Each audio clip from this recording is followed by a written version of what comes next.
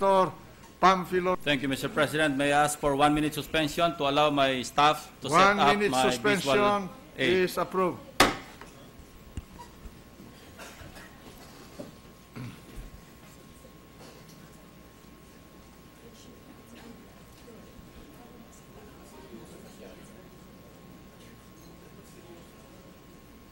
Okay.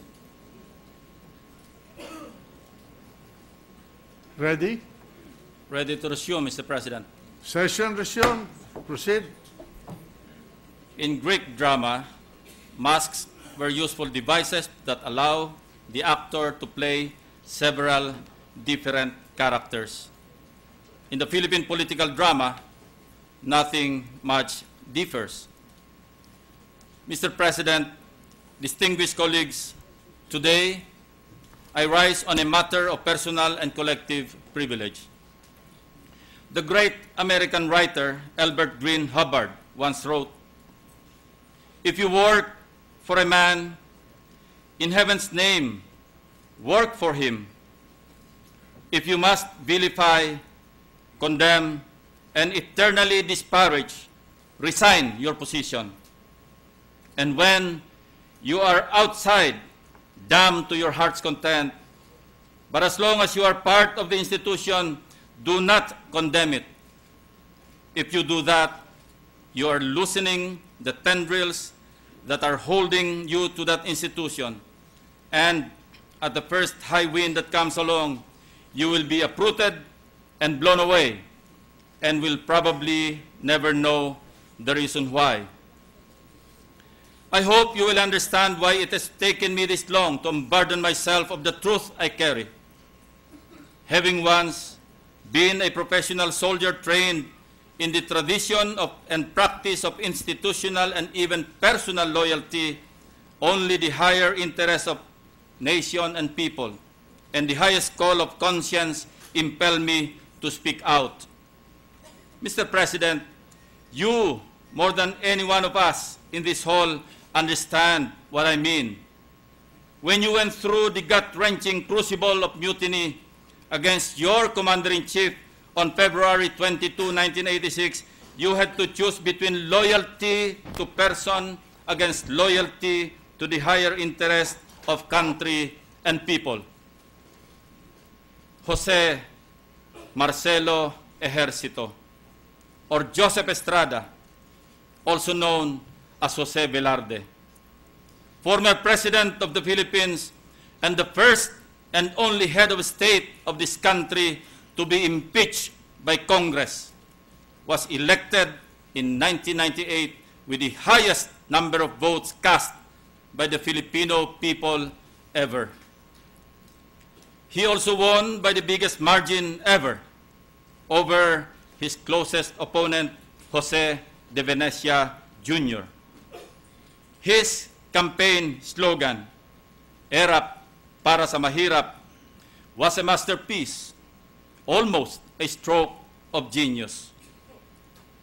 Before he ran for the presidency, I worked with him closely as head of an anti-crime task force of the defunct Presidential Anti-Crime Commission formed by then President Fidel Valdez Ramos to combat the kidnapping scourge that was gripping the country.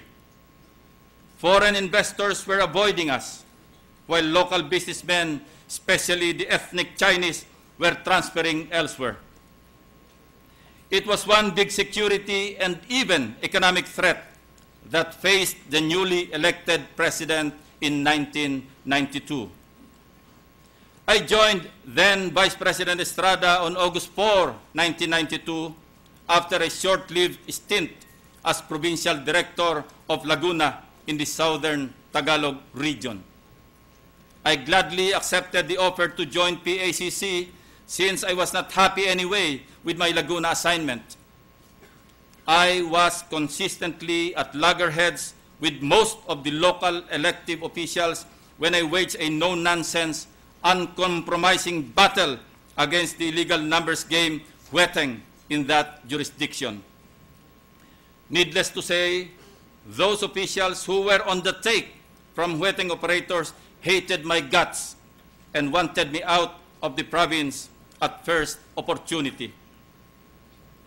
At the PACC, and it is a matter of public record, we scored high in our anti-crime efforts.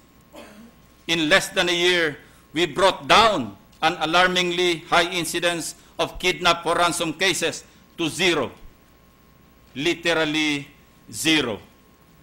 This was highlighted by the neutralization of the dreaded Red Scorpion Group on February 17, 1993.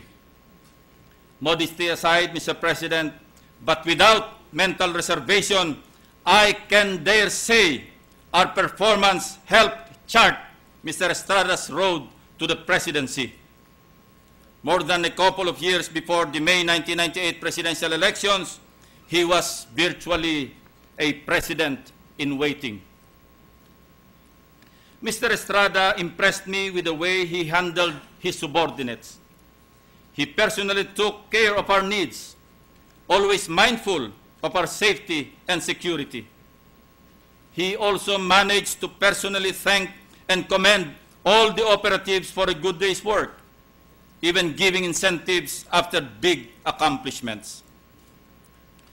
It was his personal recommendation to then President Ramos that earned me my first star rank in 1994, way ahead of my peers and even senior officers in the Philippine National Police.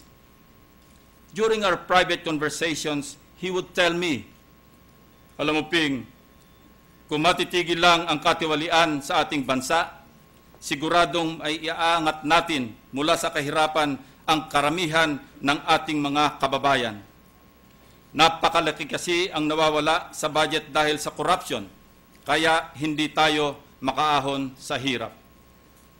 Having been born to poor parents myself, he struck me as the man our country needed to lead our people. Needless to say, Mr. President, I was impressed. I would tell my men, and as many people I could reach, kung mahal natin ang ating bansa, si Erap ang dapat nating maging susunod na presidente at wala nang iba. I put those words into action during the presidential campaign in 1998.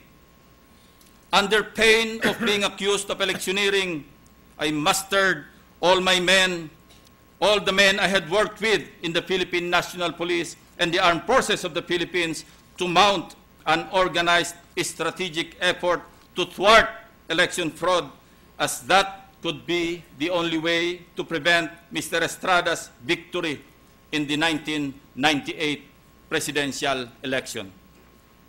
My men and I went around the whole country, Luzon, Visayas, and Mindanao, talked to as many field commanders and chiefs of police so that they would not allow themselves to be used as instruments to cheat Mr. Estrada out of sure victory.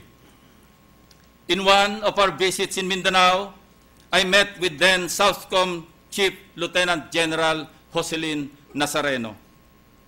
I brought him to Vice President Estrada to make his personal commitment to guard the votes in Mindanao, and made Mr. Estrada promise to consider him as the next AFP Chief of Staff when he becomes President.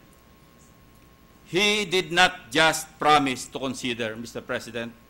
He committed the post to General Nazareno.